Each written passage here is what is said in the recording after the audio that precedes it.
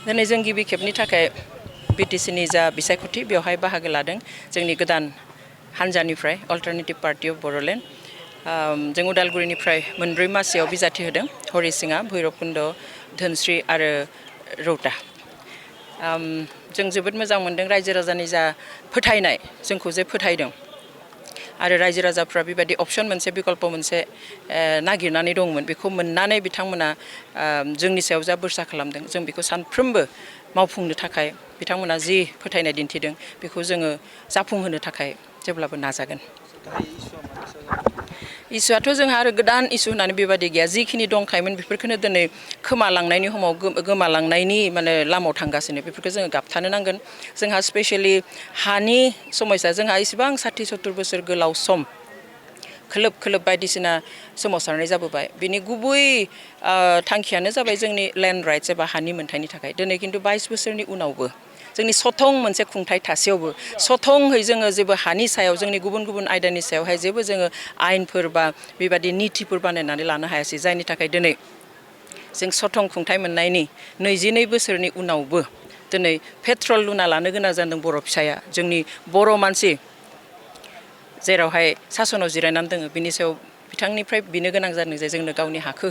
गुबुननो होनाङा होननानै दिनै बर' आइजोफ्रा गावनि हाखौ रैखा खालामनो हासिब लाना ओंखारनो गोनां जादों दिनै बर' हौवाफ्रा पेट्रल लुना लानानै थैनो ओंखारनो गोनां जादों स' जोंनि गिबि इस्युआ जागोन जोंनि जिथु सथं खुंथाय मोनदों बे सथं खुंथायाव जोंनि बादि जाहाथे जोङो निति बा आयेन बानायना लानानै खारन जोंहाबो एसेमब्लि दङ आयेन आफाद दङ बेयाव बेखौ बानायनानै लानानै जाहाथे जोङो जोंनि हानि रैखाथिनि खामानिखौ मावनो हायो खारन जोंहा हा गैयाब्ला जोंहा बिथा गैयाब्ला जोङो ना सोलोंथाइनि खोथा रायलायनो हायो ना जोङो राव हारिमु जौगाथायनि रायलायनो हायो बा साननो हायो गिबिया जाबाय जोंहा हानि मोन्थाय आरो जिखौ संबिजितनि आयेन बादिहाय जोंनो 6 शेड्युल होदोंमोन माने जथेस्थ' गोहो गोनां खिन्थु दिनै बिनि गोहोखौबो जों मिन्थिया मानि थाखाय बेखौ कार्टेल खालामबाय थानो गोनां जादों मिन्थिया ना सोरजोंबा नारसिन जादों खिन्थु बिनि गोहोफ्राबो दिनै सानफा एफा थांगासिनो आरो बेबायदि थांबाय थायोब्ला आरो गुबुनफ्रा दिनै सोगोमनानै बेयाव लाफैनाय हाबफैनायनि खोथा बुंबाय थादों बेफोरबायदि जुदि जाबाय थायोबा जों बेखौ बुजिखानांगोन जे हयथ' 5 बोसोरनि उनाव 10 बोसोरनि उनाव आरो जोंनि गेजेराव आरो सोमावसारनायफोर जाफिननो हागौ गावनि मोन्थायनि थाखाय बेवहाय जों बेखौ जानायखौ लुबैया जों जि गोहो जोंहा दङमोन दासिम जों जि लाथ'दों बेखौ जोङो गाबथानो नांगोन आरो जोंनि इयुन जोलैफोरनो जोङो मोनसे गोग्गो इयुन होनो नांगोन आरो रैखाथि होलांनो नांगोन जोंनि एपिबिनि गुबै टारगेटआ जाबाय इयुथफोर आरो उइमेनफोर अर्थात लाइमोन आरो आइजो बिथांमोनखौ जोङो बांसिनै गोख्रों खालामनो नागिरदों बिथांमोनानो जिहेतु दिनैनि लाइमोनानो गाबोननि जोंनि बिगोमा आरो बे लाइमोनफोरखौ सोरजियो लाइमोनफोरखौ गाइड खालामो जोंनि आइजोफ्रा बिमाफ्रा बेवहाय गाव बिमाफ्रा जेसेबां गोख्रों जायो बेसेबांनो फिसाफ्राबो गोख्रों जागोन समाजाबो गोख्रों जागोन बेखौ जों मिजिं खालामो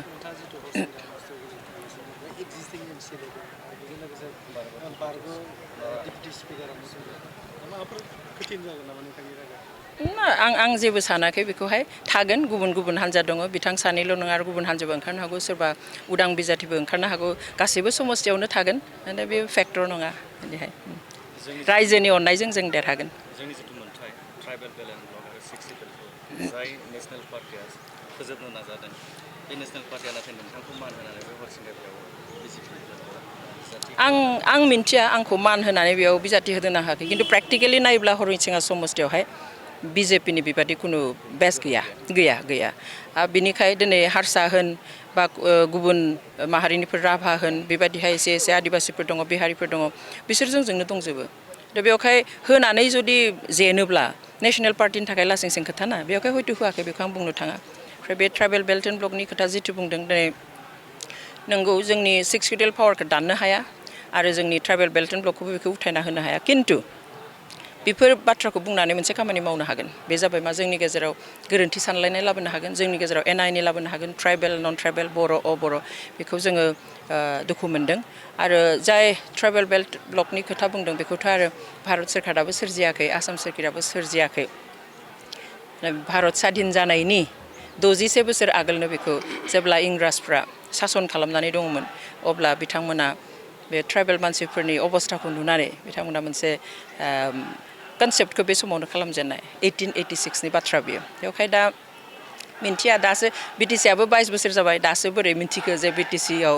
दङ जों सुबिदा लानानै दङ ट्राइबेल बेल्ट एन्ड ब्लक जों मोननाया 139 139 बोसोर जाबाय दासो बोरै गोसोखांखो जों मिन्थिया थ' बेफोर हयथ' माखासे षड़यन्त्र जानो हागौ जों बेफोर षड़यन्त्रखौनो होबथानो नांगोन जों थै जिउ होनानै मोन्दों बे बिटिसिखौ ओरैनो मोनाखै बेवहाय थै जिउ होनानै मोननाय बिटिसिखौ जोङो गाबथानो नांगोन जोङो मान होयो जायफ्रा बर' हारिनि मुङाव गोलाव आन्दलन जानायावहाय जिउ बावबाय मुंख्लं जाबाय बिथांमोनखौ मान होनानै जायफ्रा बै समनिफ्राय जेल जानानै दासिमबो जेलाव दङ जाय आइजोफोरा बर'लेण्ड आन्दलनावहाय जिनाहारि खालामजाबाय पुलिस आर्मिजों बुग्लिजाबाय बिथांमोनखौ बयखौबो मान होनानै जों एपिबिखौ दादों आरो एपिबिआ सोरबा सासेखौ बासायनो नङा बा सोरखौबा सोरनिबा भट बोखावनो नङा इनफेक्ट जों दिनै जोङो खौसेसो खालामदों दिनै अपसन गैयैखाय अल्टारनेटिभ गैयैखाय गोबां जोंनि मानसिफ्रा प्रसपेक्ट गैयाब्लाबो कंग्रेसआव हाबनानै दङमोन तृणमूल कंग्रेसआव हाबनानै दङमोन आम आदमी पार्टी बायदियावबो हाबनानै दङमोन बिपिआइफोराव हाबनानै दङ थ' बेफोरबो दिनै जोंजों फैजोबदों बेखाय मोनफ्रोमबो संगठना आनखि आफाथ' सिफायजोब्बाय बिटिसिआव जिथु कमिटि दंमोन बेखौनो सिफायबाय जोंजों फैबाय दिनै तृणमूलनि गोबां गिदिर गिदिर बैसो जानाय जोंनि माने गागि पलिटिशियानफ्रा जोंजों फैदों कंग्रेसनिया गोबां फैदों आनखि जोंनि उदालगुरि डिस्ट्रिक्टनि जेनेरेल सेक्रेटारियाबो जोंजों फैदों बेबादिहाय गोबांफ्रा फैगासिनो बिजेपिआव थांनायफ्राबो फैफिनदों बेखाय जों सानो जोङो हमथानानैसो लाखिदों बेखौ आं बुंनो हाया जों बुङा खारन बेखौ रायजोआसो बुंगोन रायजोआ बेसेबां हरनो गोसो बेसेबां सायख'नानै हरगोन आरो जों फोथायो गोबां अनजिमानि हरगोन थेंक इउ जानो हागौ सोरहा मा केलकुलेसन जों मिथिया खिन्थु जों बेखौ मिथिनांगौ जे जों बेखौ गाबथानो नांगौ लाखिनो नांगौ जोंहा दिनै ट्राइबेल बेल्ट एन्ड ब्लकआव सारा आसामावहाय 5 लाख बिघानिख्रुइ बांसिन हाया दिनै बेदखल जानानै दङ बेफोरखौसो थिक थाक खालामनायनि खोथाखौ जों बुंगोन सोर मा षड़यन्त्र खालामगोन सोरबाया भट मोननो सासनाव थाबाय थानो थाखाय खिन्थु जोंनि बिबाना जाबाय जों जि मोनदों बेखौ गाबथानाय मोनसे बाथ्राया गोसारबाय जे अनजुलि दैमारि हिसाबै एपिबिबो बेनो माने बिपिएफबो बेनो माब्रै जानो हानो राजखान्थि दैदेनगिरिफ्रा बे बाथ्राखौ बेखौ ओरैनो बांसावनाय खोथा जाथावि बिनिख्रुइबो बांसिन जाथावि खोथा जों खोनादों बयहाबो बुंनो मोन्थाय दङ रावनि खुगाखौ जों बन्द खालामनो हाया जास्ट मोनसे माने केअस कनफिउजन सृष्टि खालामनो थाखाय माबेबा मोनसे पार्टिया गावनि आइडिअल'जि थायो जों आरो बे आइडिअल'जिखौलाय जोंलाय गुबुननि आइडिअल'जियाव बोरै खामानि मावनो पलिटिकेल पार्टि दादों means we have our own ideology जोंहा गावनि आइडिअल'जि दं and we stand on that दा बेवहाय